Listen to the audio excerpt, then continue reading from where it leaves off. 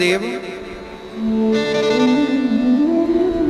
एक सज्जन ने कहा गुरुदेव हमें लगता है कि भगवान नहीं है। हमने कहा ऐसा क्यों कह रहे हो? उन्होंने कहा कि यदि भगवान होते तो कोई इतना दुखी है, कोई इतना सुखी है, कोई इतना दुखी है कि उसे रोटी तक नहीं मिलती, छाया तक नहीं मिलती, पहनने को वस्त्र तक नहीं मिलते। यदि भगवान होते तो कोई इतना दुखी कैसे होता? उस व्यक्ति ने दलील रखी कि भगवान नहीं है, यदि भगवान होते तो कोई संसार में इतना दुखी क्यों होता। उन्होंने ये बात हमसे कही, तब हमने उत्तर दिया भगवान, एक बार क्या हुआ, एक व्यक्ति की बहुत बड़ी बड़ी दाढ़ी हो गई और बाल बड़े बड़े, दाढ़ी बड़ी बड़ी, मूछ बड़ी बड़ी। किसी ने कहा भाई तू अपनी दाढ़ी मूछ कटवा क्यों नहीं लेता, अपने बाल कटवा क्यों नहीं लेता? तब उसने कहा मैं कैसे कटवाऊं, संसार में तो कोई नाई कटिंग करने वाला है ही नहीं। बाजू से एक नाई निकला। नाई भाई ने कहा क्यों, ऐसा क्यों कह रहे, कोई नाई नहीं है? अरे नाई है, देखो हम खड़े हैं। उस आदमी ने कहा यदि दुनिया में नाई होता तो मेरे बाल इतने बड़े क्यों होते? नाई नहीं है इसलिए मेरे बाल इतने बड़े बड़े हो गए। तब नाई ने कहा भाई नाई तो है, क्या तुम कभी नाई की दुकान पर गए बाल कटवाने? बोले नहीं मैं तो नहीं गया। अरे भाई नाई तो है पर तुम्हें दुकान जाना पड़ेगा कटवाने के लिए। जब तुम जाओगे तब तो नाई काटेगा, उसे पता ही नहीं कि आपको कटवाना, तो क्या अपने आप काट देगा? उसने कहा नाई होता ही नहीं है, होता तो बाल क्यों बड़े हो जाते? अब बताइए कोई बात है? भाई नाई तो है, आपको जाना पड़ेगा नाई के पास, तब वो आपके बाल बनाएगा, कटिंग करेगा। उसी प्रकार भगवान तो है पर भगवान की शरण में जाना पड़ेगा, तब वो आपका दुख दूर करेगा। यूं बिना शरण में गए भला वो आपका दुख कैसे दूर कर सकता है? आप तो अपने कर्मों का फल भोग रहे हैं। जब तक भगवान की शरण में नहीं जाएंगे तब तक भगवान आप पर कृपा नहीं करेंगे। आप अपने कर्मों के वशीभूत, जो कर्म किया है आपने वो फल आपको मिल रहा। आपको जाना, इस संसार में वही लोग परेशान हैं जो भगवान से दूर हैं, जो भगवान के चरणों में हैं। उन पर कोई प्रभाव नहीं है दुख का, परेशानियों का। हाँ, कई बार हमने आपको एक दृष्टांत दिया है कि एक मछुआरे ने जाल डाला, सारी मछलियां जाल में फंस गईं। एक मछली बड़ी चतुर थी, वो जाल में नहीं फंसी। किसी ने कहा मछली तुम जाल पर क्यों नहीं फंसी? तब मछली ने कहा जब मछुआरा जाल डालता था तो जाल दूर डालता था, तो मैं जल्दी से मछुआरे के पास आ जाती थी, उसके चरणों के पास पास घूमती रहती थी, क्योंकि मुझे पता था कि जाल तो दूर डालेगा, अपने पाँव में थोड़ी जाल डालेगा। तो जो मछली दूर थी वो तो जाल में फंस गई, पर जो मछुआरे के चरणों में थी वो बच गई।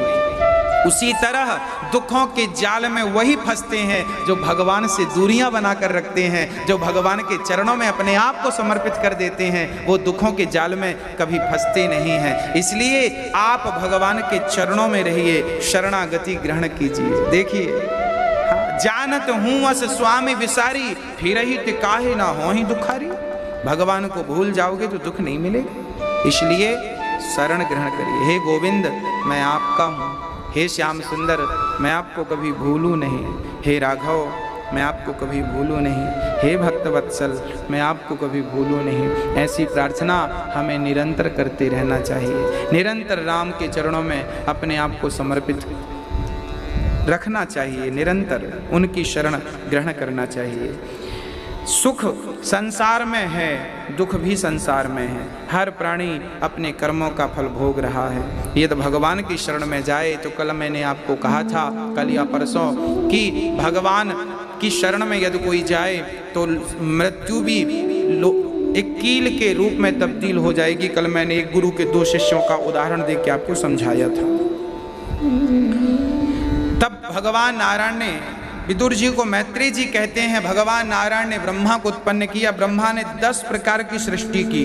पहली सृष्टि महत्त्व की, दूसरी सृष्टि अहंकार की, तीसरी सृष्टि भूत सर्ग की, इंद्रियों की, चौथी मन और देवताओं की, पांचवी अविद्या की सृष्टि, छठवीं, सातवीं वृक्षों की, आठवीं पशुओं की, नववीं मनुष्यों की और 10वीं सृष्टि देवी देवताओं यक्ष गंधर्वों की श्री ब्रह्मा जी ने किया। हम ब्रह्मा की 9वीं सृष्टि है। पहली सृष्टि है महत्तत्व। ये विषय बड़ा जटिल है, जब गुरुजनों की शरण में बैठेंगे तो इस बारे में स्पष्ट होगा। अब चारों युगों की आयु का वर्णन किया है सुखदेव भगवान ने। कलयुग की आयु 4,32,000 वर्ष की है, ठीक दुगनी द्वापर की है 8,64,000 वर्ष, फिर कलयुग से ठीक तिगुनी द्वापर के त्रेता की, फिर सतयुग की चौगुनी। अब ब्रह्मा को सृष्टि करना था तो रुद्र को प्रकट कर दिया। पहले सनक सनंदन सनातन सनत कुमार को, फिर रुद्र को भगवान शिव को प्रकट किया। अंत में 12 भगवान ने प्रकट होकर पृथ्वी की स्थापना की और मनु शत्रुपा का प्रादुर्भाव हो गया। मनु और शत्रुपा। मनु जी महाराज की 3 बेटियां हुई, आकुति, देवहूति और प्रसूति। आकुति का विवाह रुचि प्रजापति से हुआ, देवहूति का विवाह कर्दम जी से और प्रसूति का विवाह दक्ष प्रजापति से हुआ। आकुति के यहाँ यज्ञ भगवान और देवहूति के यहाँ स्वयं कपिल भगवान। देवहूति माँ का विवाह कर्दम जी से हुआ। कर्दम जी ब्रह्मा के छाया पुत्र थे। कर्दम जी ध्यान मग्न थे। मनु जी महाराज पहुंच गए। महाराज बेटी का विवाह करना है, बेटी को स्वीकार कर लिया। समाधि लग गई। जब खोली तो 40 वर्ष बीत गए। देवहूति से कहा, देवी मैं तुम्हारी सेवा पतिव्रता पातिव्रत धर्म से प्रसन्न हूँ, बोलो क्या चाहती हो।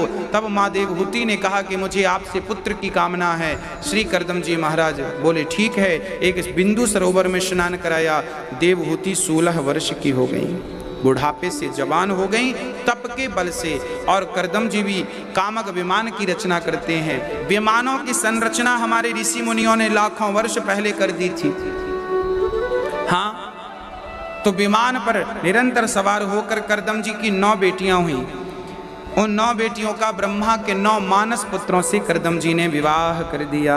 कला का विवाह मरीचि से, अनुसुईया का विवाह अत्रि से, श्रद्धा का विवाह अंग्रा ऋषि से, हविर्भू का विवाह पुलस्त से, गति का विवाह पुलह से, क्रिया का विवाह क्रतु ऋषि से, ख्याति का विवाह भृगु जी से, अरुंधति का विवाह वशिष्ठ जी से और शांति का विवाह अथर्वा मुनि से श्री कर्दम जी ने किया। अब देवी पत्नी से कहा, स्वामी देवी सुनो, बेटियों का घर हमने बसा दिया, उनके घर भेज दिया, हम सारे ऋण से उऋण हो गए, अब हमें आज्ञा दो। देवहूति ने कहा, प्राणनाथ हमें कम से कम एक पुत्र तो दीजिए, बिना पुत्र के मैं किसके भरोसे रहूंगी। कर्दम जी कुछ दिन और रुके हैं और पुत्र का जन्म हुआ। कपिल देव जी का पुत्र का जन्म हुआ और कर्दम जी घर से मन हटाकर भगवान में अपने मन को समर्पित करते हैं। वाह, कितनी सुंदर बात। जब आपके बच्चे बड़े बड़े हो जाएं, आपकी बेटियों की शादी हो जाए, आपके बेटों की शादी हो जाए, तब मेरा निवेदन है कि आप सारे ऋण से अब उऋण हो चुके हैं।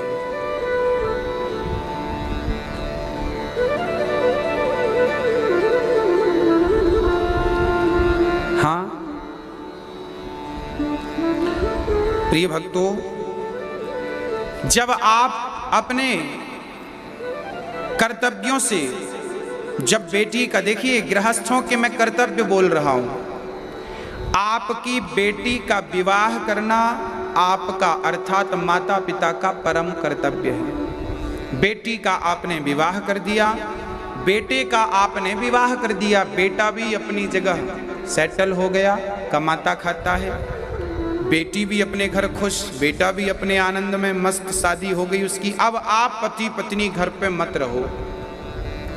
अब आप पति पत्नी का कर्तव्य ये है कि आपने बेटों को तो बड़ा कर दिया, पाल पोस के नाम दे दिया, धन दौलत दे दी, उनके पांव पे खड़ा कर दिया। अब आप परिवार का धीरे धीरे परिवार के मोह का त्याग धीरे धीरे करिए और मन भगवान की शरण में ले जाइए।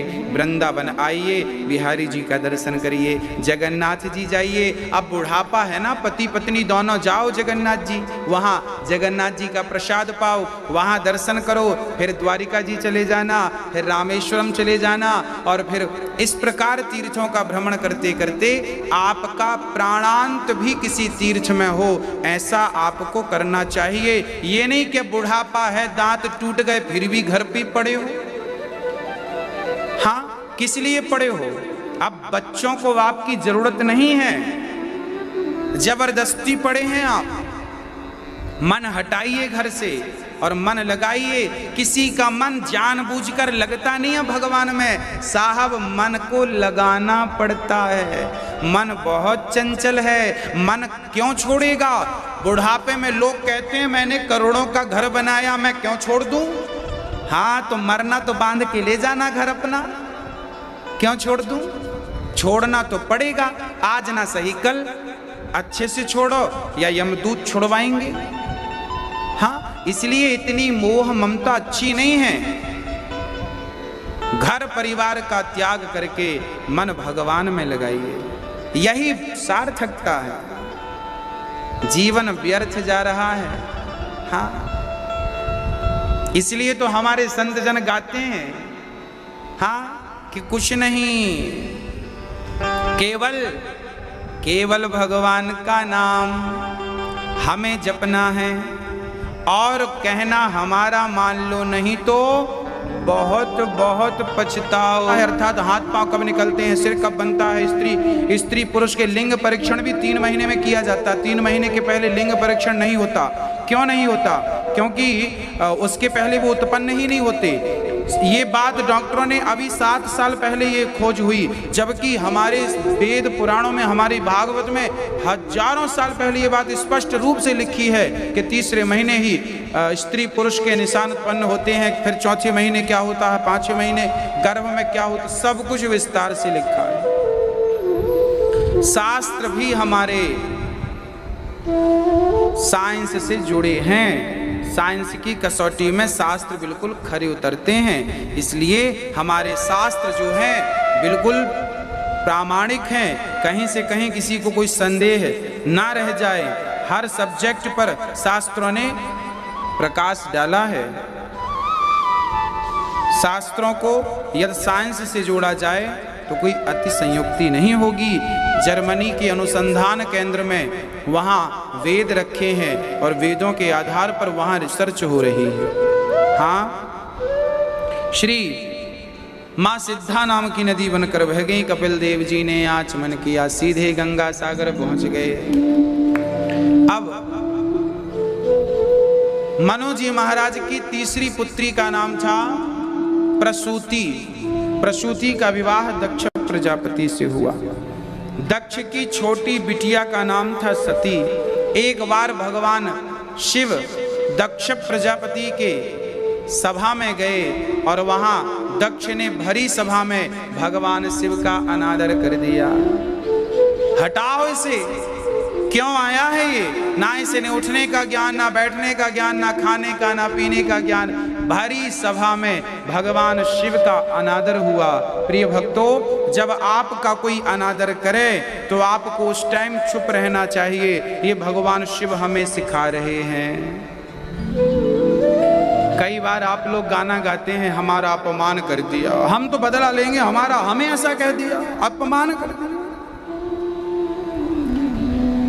जब आपका ये मैं मिट जाएगा, मेरा अपमान, मेरा, जिस दिन ये अहंकार तुम्हारा मिट जाएगा ना, उस दिन तुम भगवान को प्राप्त कर लोगे। तुम्हारा अपमान कैसे हो सकता? पहले ये बताओ, तुम हो कौन? क्या हो तुम कहते हो कि मेरा नाम राम है, मुझे गाली दे दी। अरे भाई, तुम्हारा नाम माँ बाप ने राम की जगह श्याम रख दिया होता तो अपमान श्याम का होता। श्याम की जगह तुम्हारी माँ बाप ने बचपन में तुम्हारा नाम मंगल रख दिया होता तो अपमान मंगल का होता। तुम हो कौन? तुम्हारा नाम वो थोड़ी है जो तुम्हारा नाम है। वो नाम तो माँ बाप ने दिया है, कुछ और नाम दिया होता तो आप कुछ और होते। हाँ या ना? होते। ये अपमान, ना तो मैं शरीर नहीं हूं, शरीर अलग आत्मा अलग, मैं आत्मा हूं। और जो व्यक्ति ये बात जानता है, इस तत्व की बात को समझता है कि मैं आत्मा हूं, वो ये भी मानता है कि आत्मा का कभी अपमान नहीं हो सकता।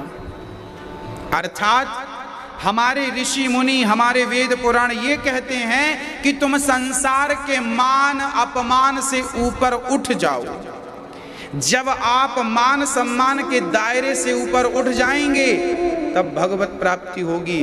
जैसे जैसे जैसे गुरुत्वाकर्षण के ऊपर ऐसा भी स्थान है जहां पर कोई चीज पहुंच जाए तो वो गुरुत्वाकर्षण से ऊपर चली जाती, वो स्थिर हो जाती, फिर वो ऊपर ही ऊपर घूमती है, नीचे नहीं आती। ऐसे आप भी मान अपमान के क्षेत्र से ऊपर उठ जाइए, ऊपर की ओर। तुम्हारा सम्मान कौन कर सकता है? आत्मा का ना तो कोई सम्मान कर सकता है, ना तो कोई अपमान कर सकता है। ये तो मन की भ्रांतियां हैं। हम मान लेते हैं कि हमारा अपमान हो गया, हमारा सम्मान हो गया। ना तो अपमान है, ना तो सम्मान है।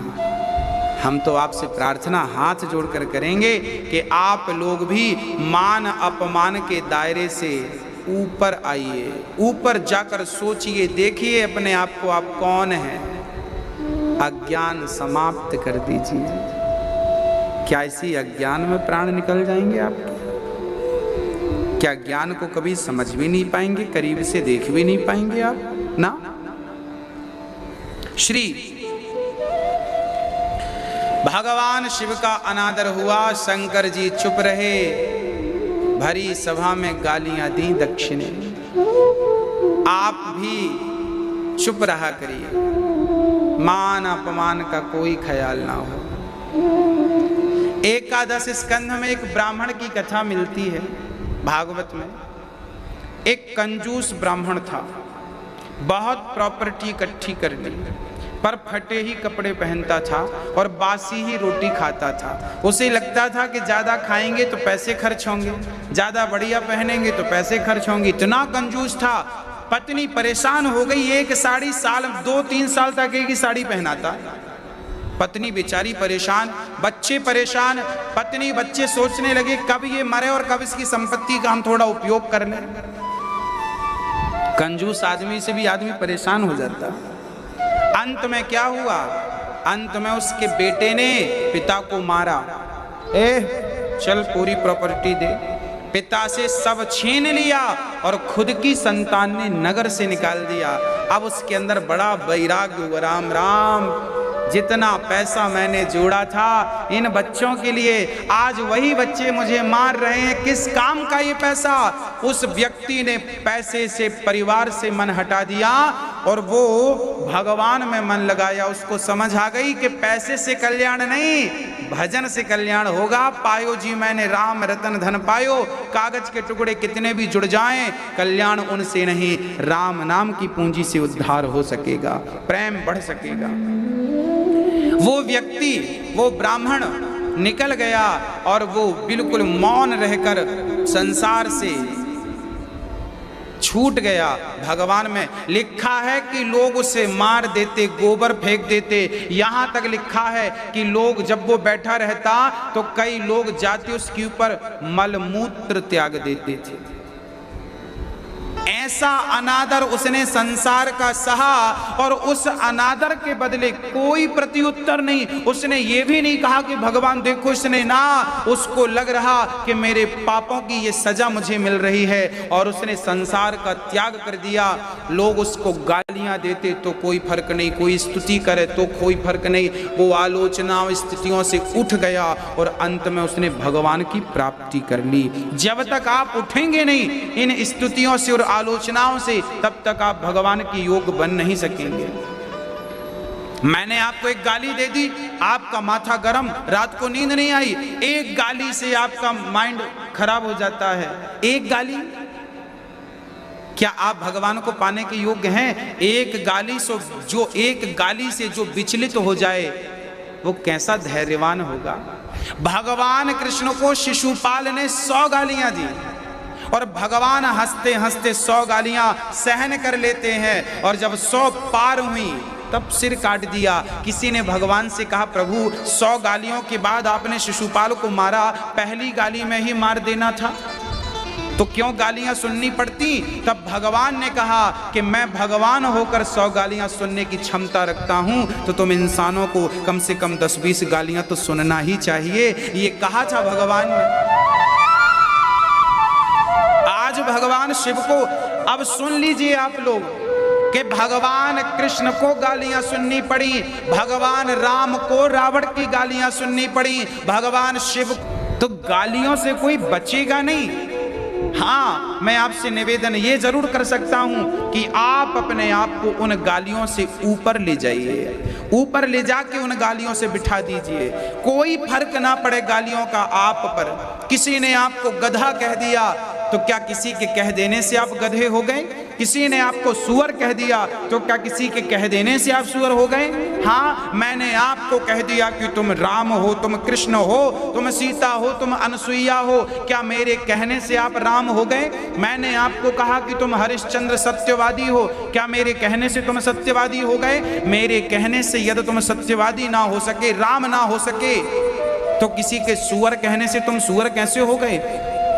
किसी के गधे कहने से तुम गधा कैसे हो गए? ये मानापमान को मानोपमान को ऊपर त्याग दीजिए, छोड़ दीजिए, इससे ऊपर उठिए, तब कहीं जाके तुम्हें परमात्मा का कुछ अनुभव प्राप्त हो सकेगा, नहीं बिना अनुभव के ही मर जाओगे। पत्नी का, पुत्र का, परिवार का अनुभव तो प्राप्त कर चुके हो, एक बार मेरे श्याम सुंदर का अनुभव प्राप्त कर लीजिए, और उसका अनुभव तभी होगा जब सत्संग से और भगवान की कीर्तन से अपने आप को आप जोड़ देंगे। हाँ, निरंतर जोड़ेंगे तब कल्याण होगा। श्री मनु जी महाराज अंत में सती बिना बुलाए उस यज्ञ में गई, कनखल में यज्ञ किया, और सती योगाग्नि में जलकर समाप्त हो गई। और भगवान शिव वीरभद्र को भेजते हैं, उस यज्ञ में दक्ष का सिर खंडित किया, बाद में बकरी का सिर लगाया, और उसने स्तुति की। श्री दक्ष प्रजापति ने कर्पूर गौरम करुणा अवतारम संसार विंदे भवम भवानी सहितं नमामि। श्री भगवान शिव ने उन्हें क्षमा किया।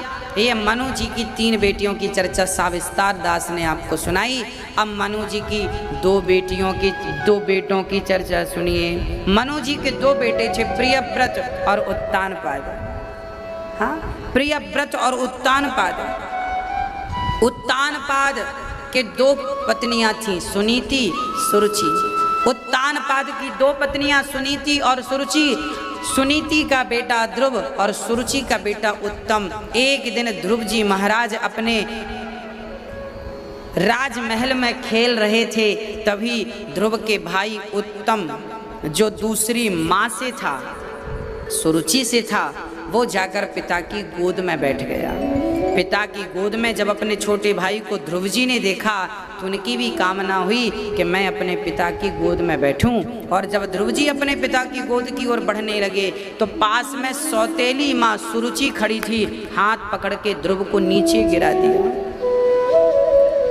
पुत्र, तुम इस गोद में बैठने के अधिकारी नहीं हो, जाओ पहले तप करो, और तप के प्रभाव से यदि तुम्हें भगवान मिल जाएं, तो भगवान से कहना कि हे प्रभु, मुझे सुरुचि का गर्भ दीजिए। जब तू मेरे गर्भ से जन्म लेगा, तब कहीं तू इस गोद में बैठने का अधिकारी होगा, अन्यथा नहीं। श्री ध्रुव जी महाराज रोते रोते अपनी माँ के पास आए और माँ से कहा, माँ, मेरी सौतेली माँ ने मेरा अपमान किया होता तो मैं स्वीकार कर लेता, सहन कर लेता। पर उस माँ ने कहा कि तू अभागिन का बेटा है, आपको गाली दी। माँ, क्या तू अभागिन है माँ? सुनीति ने कहा, पुत्र मैं अभागिन हूँ। यदि भाग्यशाली होती तो तुझे तेरे पिता की गोद में ना बैठा देती। मैं अभागिन हूँ इसलिए तो तुझे तेरे पिता की गोद में ना बैठा सकी। हाँ पुत्र, तू जा, तेरी माँ ने सच कहा है। सुनीति अपने पुत्र को क्या संस्कार दे रही है और क्या संस्कार माँ बाप को, बच्चों को देना चाहिए, इस चर्चा से सीख लीजिए। सुनीति ने कहा, तेरी माँ का तू अपमान उसने तेरा किया सो किया, तू अपमान मत करना बेटा। तेरी माँ ने बिल्कुल ठीक कहा। तपसा आराध्य पुरुषम तस्यैवानुग्रहेण में गर्भे त्वं साधयात्मानं यदीच्छसि नृपासनम्। तपसाराध्य पुरुषम, सुखदेव भगवान कह रहे हैं, राजन सुरुचि ने कहा कि जा तप कर। सुनीति ने कहा, बेटा तेरी सौतेली माँ ने कहा तप करने का, सही कहा, जा तप कर। जिस परमात्मा को तेरे दादा परदादा पिता ना पा सके, उस पिता को, परमात्मा को पा। और उससे पाने के बाद बेटा फिर कोई गोद पाना, कोई राज्य पाना, कोई सुख पाना रह नहीं जाता। जाकर उस परम पिता की गोद में जाकर बैठ जा। ध्रुव जी कहते हैं, माँ ये क्या रहा है? क्या हो? ध्रुव जी बच्चे थे ना, और 5 साल की उम्र थी, और ध्रुव जी महाराज से माँ कह रही है भजन करो भगवान का। अब ध्रुव जी ने तो पहला प्रश्न यही कह दिया कि भगवान कहाँ है माँ, और क्या है भगवान? तब भगवान का परिचय माँ ने कराया, सुनीति ने। बेटा, जो सृष्टि का पालन करते हैं, जो सृष्टि को रचते हैं, वह परमात्मा है। कई बार साइंस पढ़ने वाले स्टूडेंट, विद्यार्थी प्रश्न करते हैं। एक विद्यार्थी ने प्रश्न किया, गुरुदेव भगवान है, इसका क्या सबूत है? भगवान है तो सबूत दीजिए। हमने कहा लीजिए सबूत। देखिए, आज मैं आपको सबूत के साथ हर बात करूंगा। ईश्वर है, इसका मैं सबूत दे रहा हूं। साइंस समझने वाले भी समझें। साइंस कहता है कि यदि वस्तु है तो वस्तु को बनाने वाला होगा। जैसे ये माइक है तो इसे बनाने वाला कोई होगा। यदि ये घर बना है तो इस घर को भी कोई बनाने वाला होगा। ताजमहल बना है तो उसे बनाने वाला कोई होगा। यदि आप कह रहे, साइंस कहता है कि यदि वस्तु है तो वस्तु बनाने वाला भी कोई होगा। वही तो हम भी कह रहे हैं कि ये संसार यदि है तो संसार को बनाने वाला भी तो कोई होगा, और जो कोई है वही परमात्मा है। वो परमात्मा है जिसके कारण सही समय पर सूर्य निकलता है और सही दिशा से निकलते हैं और समय पे अस्त हो जाते हैं। वही यदि कोई व्यवस्थापक ना हो तो व्यवस्थाएं कैसे होंगी? यदि सृष्टि व्यवस्थित चल रही है, समुद्र का पानी यदि वो अपनी मर्यादा के बाहर नहीं जा रहा है तो किसी का भय तो है उस समुद्र को भी। समय से सूर्य निकल रहे हैं, समय से अस्त हो रहे हैं, तो ये समय की गणना करने वाला कोई तो होगा। यदि आम के पेड़ पर आम का ही फल लग रहा है, कद्दू नहीं लग रहा है, तो ये व्यवस्थाएं करने वाला कोई तो होगा। यदि सृष्टि सुचारू रूप से संचालित हो रही है, अरे भाई पानी में बच्चे को डाल दो तो 2 मिनट में मर जाएगा, पर माँ के पेट में 9 महीने तक बच्चा पानी में ही रहता है, 9 महीने में मरता नहीं है। अरे कोई ना होता संभालने वाला तो मर ना जाता? कोई तो है, और जो कोई है उसी को हम परमात्मा कहे। साइंस उसे लाइट कहता है, साइंस उसे प्रकाश कहता है, हम आध्यात्म लोग उसे परमात्मा, उसे राम, उसे कृष्ण, उसे नारायण कह करके पुकारते हैं। वह एक ही है। अब प्रश्न ये किया कि भगवान है तो सबूत दीजिए। देखिए, कुछ चीजें ऐसी होती हैं जो बिना सबूत के ही होती हैं, जिनका सबूत, जैसे प्रत्यक्ष को प्रमाण की आवश्यकता नहीं होती। एक बालक ने हमसे कहा है, इसका क्या सबूत है? हमने उस बच्चे से पलटकर पूछा कि बेटा तेरे पिता कौन हैं? उसने कहा कि ये मेरे पिता हैं। मैंने कहा यही तेरे पिता हैं, इसका क्या सबूत है तेरे पास? आप में से किसी के पास सबूत नहीं है कि यही आपका पिता है। आपने कभी डीएनए टेस्ट तो कराया नहीं होगा, हाँ? आपने अपने पिता का अपने से कभी डीएनए टेस्ट कराया? पता तो चले कि यही मेरा पिता है। हो सकता माँ झूठ बोल रही हो, परंतु माँ ने कह दिया कि ये तेरा पिता है, तो हम बच्चे आंख बंद करके अपनी माँ के वचनों पर विश्वास करते हैं और जीवन भर बिना डीएनए टेस्ट कराए उस व्यक्ति को अपना पिता कहते हैं। जिसे माँ ने कह दिया कि ये पिता है, बस उसे पिता मान लेते हैं। उसी प्रकार यदि आपने बिना सबूत के अपने पिता को पिता मान लिया, बिना डीएनए टेस्ट के अपने पिता को पिता मान लिया, तो माँ ने कहा तो मान लिया। ऐसे हमारे वेद पुराण ऋषि मुनि हमारे माँ बाप बनकर कहते हैं कि ये परमात्मा है, तो आप ये बात क्यों नहीं स्वीकार करते? इस पर क्यों सबूत की आपको जरूरत पड़ रही है? हाँ, चलिए, उस बालक ने मुझसे फिर तर्क कर दिया, महाराज जी आपकी इस बात पर मैं सहमत नहीं हूँ। मैंने कहा चलो दूसरी बात कर लेते हैं। हमने कहा जहर पीने से क्या होता है? उस व्यक्ति ने, उस बालक ने कहा महाराज जी मर जाते हैं। हमने कहा जहर पीने से मर जाते हैं, क्या तुमने कभी पी करके प्रैक्टिकल किया? उसने कहा ना ना, हमने तो नहीं पिया। हमने कहा जब तुमने पीकर देखा ही नहीं तो सुनी बात पर यकीन क्यों कर रहे हो? तुम तो साइंस पढ़ने वाले स्टूडेंट हो, प्रैक्टिकल पर बिलीव करते हो। जहर तो तुमने पिया नहीं, बिलीव कर लिया, विश्वास कर लिया कि जहर पीने से। हमने कहा तुम साइंस जानते हो तो प्रैक्टिकल करो, जहर पीकर देखो। बोले महाराज पिएंगे मर जाएंगे।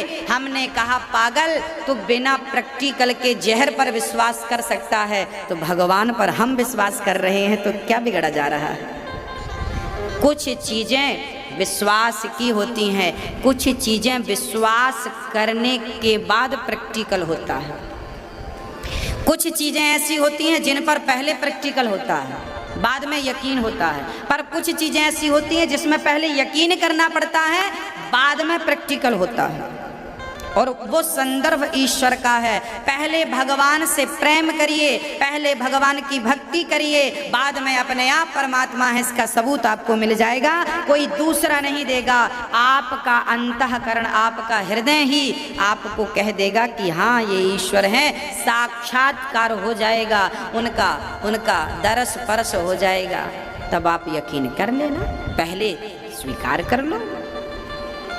हाँ, तो इस प्रकार उनका संदेह मिटा और वो नास्तिक बालक अब भगवान की शरण में आ गया और अब उसने सबूत मांगने छोड़ दिए।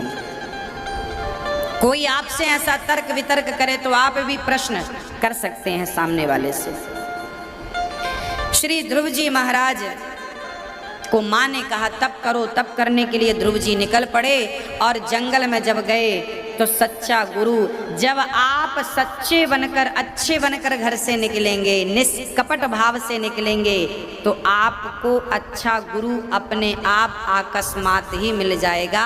आपको कहीं किसी की शरण में जाने की जरूरत नहीं पड़ेगी। ईश्वर जब कृपा करते हैं ना, तभी जीवन में किसी सच्चे गुरु की एंट्री होती है। बिना गुरु के ईश्वर की प्राप्ति संभव नहीं है। जैसे बिना नौका के समुद्र को पार नहीं किया जा सकता, ऐसे बिना गुरु के भवसागर को पार नहीं किया जा सकता। जैसे नौका पार लगाती है, गुरु भी एक नौका है जो आपको राम नाम की नौका में बिठाकर भवसागर से पार लगा देगा। तो देवर्षि नारद गुरु बन गए और नारद जी से मंत्र कौन सा लिया?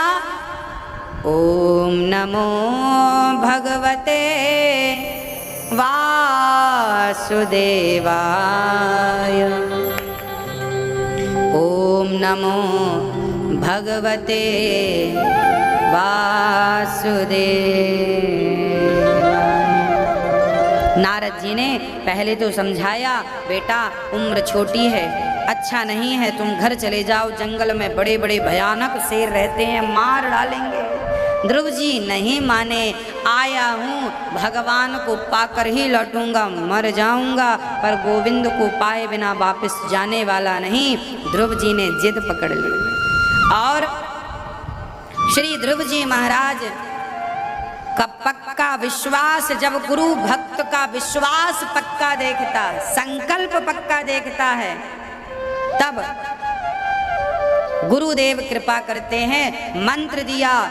यमुना के पुलिन तट पर मधुवन में ध्रुव जी ने जो मंत्रोच्चारण किया, 1 माह तक 3 दिन में 1 बार खाकर, दूसरा माह लगा 6 दिन में 1 बार खाकर, तीसरा माह लगा। अब धीरे धीरे तप बढ़ाने लगे और ध्रुव जी महाराज आपने भगवान को 6वां महीना लगा, पांव के अंगूठे के बल पर पृथ्वी पर खड़े हो गए और गुरु मंत्र का जाप करने लगे। कई बार आप भी प्रश्न करते हैं, गुरुजी हमें भगवान कब मिलेंगे? अरे भाई, गुरुजी मिलने की डेट थोड़ी बता सकते हैं। आपको जो मंत्र दिया गया है, आप विश्वास के साथ उसका जाप करते रहिए, करते रहिए, करते रहिए, करते रहिए, अपने आप परमात्मा आपको मिल जाएंगे। बिना भजन के बारी मथे घृत होय बरु सिकता ते बरु तेल, और बिनु हरि भजन न भव तरहि, यह सिद्धांत अपेले। पानी का मंथन करने से शायद, गोस्वामी जी कहते शायद घी निकल आए। हाँ, बारी मथे घृत होय बरु, बालू के मंथन करने से शायद घी निकल जाए, पानी का मंथन करने से शायद तेल निकल जाए, पर भजन के बिना भव सागर से कोई पार नहीं जा सकता, भगवान नहीं मिल सकते, ये अटल सत्य है। इसलिए विश्वास तो करना ही पड़ेगा, बिना भजन के भगवान तो नहीं मिल सकते। हाँ, आपको धन तो कैसे भी मिल सकता है। सुतदारा और नारी, सुतदारा संत समागम हरि कथा दुर्लभ तुलसी दोए, सुतदारा और लक्ष्मी पापी के भी होए। पत्नी पुत्र पैसा पापी के घर हो सकता है, पर भगवान की प्राप्ति तो कोई भजन करने वाला भजनानंदी ही कर सकता है, सब नहीं। ध्रुव जी के सामने भगवान देवताओं के कहने से प्रकट भये। ध्रुव जी ने आंख खोलकर देखा, परमात्मा सामने खड़े स्तुति करना चाह रहे हैं, पर कुछ आता ही नहीं। तब ध्रुव जी ने स्तुति, शंख का स्पर्श कपोलों में कराया भगवान ने, और ध्रुव जी ने गाया, योऽन्तः प्रविश्य मम वाचमिमां प्रसुप्ताम् संजीवयत्यखिलशक्तिधरः स्वधाम्ना अन्यस्तहस्तचरणश्रवणत्वगादीन् प्राणान् नमो भगवते पुरुषाय तुभ्यम्।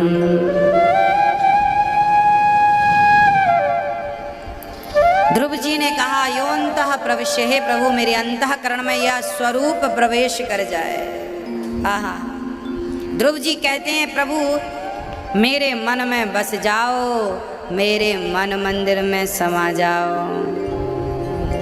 हाँ, ध्रुव जी हृदय में बसाना चाहते हैं और मन मंदिर में बिठाना चाहते हैं। क्या कह रहे हैं ध्रुव जी, जरा सुनिएगा। ऐसे मेरे मन में विराजिए, ऐसे मेरे मन में विराजिए, कि मैं भूल जाऊं काम धाम गाऊं बस तेरा नाम, भूल जाऊं काम धाम गाऊं बस तेरा नाम। सीताराम सीताराम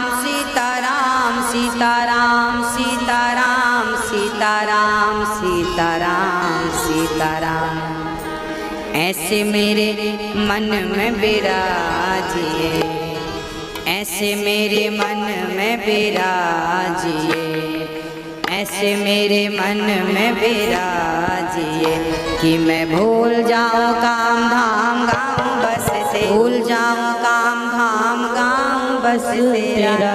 हे प्रभु ऐसे विराजमान हो जाओ मेरे हृदय में कि मैं सब भूल जाऊं और बस आपका ही चिंतन करने लग जाऊं। ध्रुव जी को भगवान ने 36,000 वर्षों का अखंड राज्य दे दिया। वाह, अखंड राज्य देकर भगवान ने विदा किया। और ध्रुव जी जब आए उनके पिता ने उन्हें राजा बनाया और ध्रुव जी अपनी उस माँ के चरणों में गिर गए जिस माँ ने अपमान, माँ आपने अपमान ना किया होता तो मुझे आज भगवान की प्राप्ति ना होती। ध्रुव जी के पिता जंगल में भजन करने चले गए और ध्रुव जी महाराज प्रेम पूर्वक 36,000 वर्षों का राज्य भोगते हैं। और उनके भाई को यक्षों ने मारा, फिर आपने यक्षों को मारा, मनु जी ने ज्ञान दिया। 36,000 वर्षों के बाद मृत्यु के सिर पर पांव रख के श्री ध्रुव जी महाराज भगवान के निज धाम को चले जाते हैं। माँ को संग लेकर के आज भी ध्रुव तारा बनकर श्री ध्रुव जी महाराज आज भी चमचम चमक रहे हैं। बोलिए ध्रुव जी महाराज की, भक्तवत्सल भगवान की। के पृथ्वी को समतल किया, पृथु से ही पृथ्वी का नाम पृथ्वी पड़ा, नहीं पहले इसका नाम धरा था। पृथु भगवान ने 10,000 कान मांगे थे भगवान से, यज्ञ किया, यज्ञ भगवान प्रकट भय क्या चाहते हो?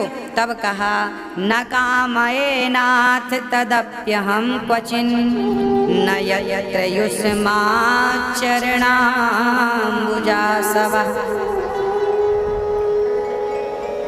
हे प्रभु मुझे 10,000 कान की शक्ति इन 2 कानों में दीजिए ताकि मैं आपका गुणगान कहीं भी हो उसे सुन सकूं। इसके साथ ही ध्रुव जी की पावन चर्चा पूरी होती है। अब पंचम स्कंध में प्रवेश करते हैं और वहाँ पर बड़ा सुंदर दृश्य है। प्रियव्रतो भागवत आत्मा रामः कथं मुने ग्रहे रमत यन्मूलः कर्मबन्धः पराभवः।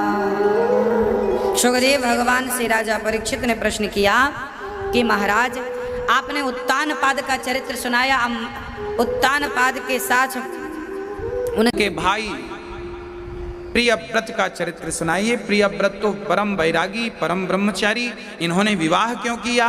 तब कहा कि आपने विश्वकर्मा की पुत्री वर्हिष्मति से विवाह किया था और इन्हीं के वंश में हुए थे ऋषभदेव, जो भगवान के अंशावतार 24 अवतारों में एक ऋषभदेव के 100 पुत्र हुए। सबसे बड़े का नाम भरत था और भरत जी के पिता ऋषभदेव तो भगवान का भजन करते हुए जंगल में विचरण करते हुए प्राण पूरा करते हैं।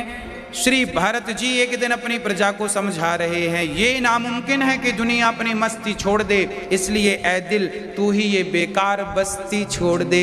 अब श्री भरत जी महाराज ने अपनी प्रजा को सही मार्ग बताया, पर आजकल अच्छी बातें लोग सुन तो लेते हैं परंतु उसे चरितार्थ नहीं कर पाते, चरित्र में नहीं उतार पाते। तब भरत जी को लगा कि दुनिया को समझा पाना बड़ा कठिन है, खुद समझ लो। तब भरत जी घर परिवार का त्याग करके माँ गंडकी के पावन तट पर गए और गंडकी के तट पर श्री भरत जी प्रेम पूर्वक श्रीमन नारायण नारायण नारायण का जाप करने लगे। ये गंडकी का पावन चरित्र था और गंडकी पिछले जन्म में आपको गंडकी का हमने चरित्र कई बार सुनाया विस्तार से। गंडकी वह नदी है जिसके अंदर का हर पत्थर शालिग्राम भगवान होते हैं, उसे चक्री नदी भी कहते हैं। ये नेपाल में बह रही है और वहाँ पर श्री भरत जी गंडकी के पुनीत तट पर गए। एक दिन क्या हुआ, उस नदी में एक मृगी पानी पीने आई और भरत जी वहाँ खड़े संध्या वंदन कर रहे थे, सूर्य अर्घ दे रहे थे। वो मृगी पानी पी ही रही थी, एक शेर ने दहाड़ लगाई। मृगी को लगा खा जाएगा शेर, भागती है नदी में कूद गई, जोर से कूदा, वो गर्भवती थी, उसका गर्भ पानी में गिर गया। भरत जी को लगा ये मृग का बच्चा मर जाएगा। मृग को बच्चे को भरत जी अपनी कुटिया पर ले आए और उस मृग के बच्चे में इतने आसक्त, घर छोड़ा था आसक्ति मिटाने के लिए, पर भरत जी जंगल में उस मृग में इतने आसक्त हो गए कि खाते पीते सोते जागते मृग को देखते, मेरा मृग उसे नहलाते। अब राम नाम की माला छूट गई और मृग मृग की माला चालू हो गई। और भरत जी का क्या हुआ जानते हैं? बोले मृग का चिंतन करते करते जब उनकी मृत्यु आई तो मृग उनके सामने खड़ा था। मृग को देखते देखते भरत जी ने प्राण त्याग दिया। यमराज ने कहा कि भरत जी आप मृग का चिंतन करते करते आए हैं, इसलिए अब आपको मृग बन करके जाना पड़ेगा। भरत जैसे ज्ञानी को, संत को मृग बनकर आना पड़ा। ये क्या है? ये शिक्षा है कि मरते समय अंते यामति सागति, जो व्यक्ति मरते समय अपने मन को यहाँ वहाँ लगाएगा उसकी दुर्गति हो जाएगी, और मरते समय जिसने मन को भगवान में लगा दिया उसकी सदगति हो जाएगी। तो दुर्गति की ओर जाना है या सदगति की ओर, ये मन पर निर्भर करेगा। मन कहाँ है आपका? बैठे तो शरीर से वृंदावन हो, पर मन घर पे है तो वृंदावन आने का कोई फायदा नहीं। और यदि आपका तन घर पे है आपके गांव शहर में और मन वृंदावन में है तो वृंदावन आने का पूरा फल मिल जाएगा आपको। तो मन की प्रधानता है। भरत जी मृग बनकर आए, परंतु उन्हें सब याद रहा कि मैंने पिछले जन्म में मृग में मन लगाया तो मेरी ये दुर्दशा हो गई। एक आदमी हमसे बोला, गुरुजी हमारा कुत्ता बड़ा ईमानदार है। हमने कहा तुम्हारे दादाजी हैं ये पिछले जन्म के, इसलिए ईमानदारी से चौकीदारी कर रहे हैं। उनको बुरा लग गया, गुरुजी क्या कह रहे हो, हमारा कुत्ता हमारे दादा कैसे हो सकते हैं? हमने कहा जब तुम्हारे दादाजी मरे तो उनको यही लग रहा था कि मेरा बेटा तो लापरवाह है। अच्छा, बूढ़ों को ना घर की बड़ी चिंता होती है। बूढ़े लोग घर छोड़ के जाना कम पसंद करते हैं। अब उस बूढ़े को लगा कि मेरे घर का क्या होगा, बेटा नालायक है, देखता नहीं, घर का चिंतन। बाहर कुर्सी डाले घर को देखते रहते थे वो सज्जन, घर मेरा मैंने बनवाया, लाखों लगाए करोड़ों लगाए, घर घर करता हुआ बूढ़ा आदमी मर गया। जब मरा तो यमराज जी ने कहा तुम घर घर का चिंतन करते आए हो, जाओ उसी घर का कुत्ता बन के अब घर की चौकीदारी तुम खुद कर लेना। उसी घर का कुत्ता बन के आ गया। तो आप में से जिनके कुत्ते ईमानदार हैं आश्चर्य मत करना, आपके अपने ही हैं। इसलिए कहता हूं कि मन संसार में लगाओगे तो दुर्गति होगी। मन भगवान में लगाओ, यही इस मानव तन की सफलता और सार्थकता है। भरत जी उस मृग के तन को छोड़ते हैं और भरत जी का तीसरा जन्म होता है एक पंडित जी के घर में। पिताजी पढ़ाते बहुत हैं पर पढ़ते कुछ नहीं, इसलिए नाम पड़ गया जड़ भरत। अब जड़ भरत ने एक राजा को उपदेश दिया था, बड़ा उत्तम कोटि का उपदेश था। आत्मा क्या है, परमात्मा क्या है, शरीर क्या है, सुख दुख कौन भोगता है, पुण्य पाप करने वाला शरीर तो यहीं रह जाता है, फिर पुण्य पाप का फल कौन भोगता है। इन तमाम प्रश्नों का उत्तर कल देंगे आपको। ठीक 3 बजे से 6 बजे तक कथा देखना मत भूलिएगा। ये साधना चैनल पर रोज आप देख रहे हैं। साथ ही सुबह यहाँ पर